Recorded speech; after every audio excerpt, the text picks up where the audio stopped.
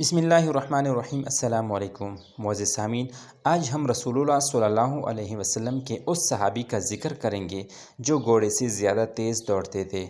یہ ایک ایسے صحابی تھے جنہوں نے اکیلے ہی رسول اللہ صلی اللہ علیہ وسلم کے اونٹ چوری کرنے والے کفار کے پورے لشکر کو شکست دی اور الٹا انہیں اپنا سامان چھوڑ کر بھاگنے پر مجبور کر دیا۔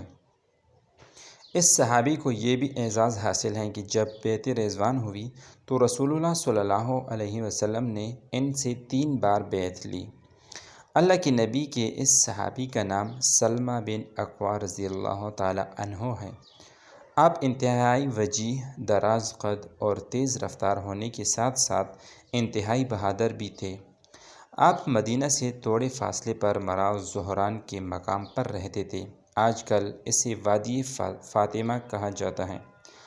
آپ نے غزوہ خندق کے کچھ عرصہ بعد اسلام قبول کیا اور بے سر و سامانی کے عالم میں مدینہ منورہ پہنچے اور یہاں انصاری صحابی ابو طلحہ رضی اللہ تعالی عنہ کے پاس کام کرنے لگے۔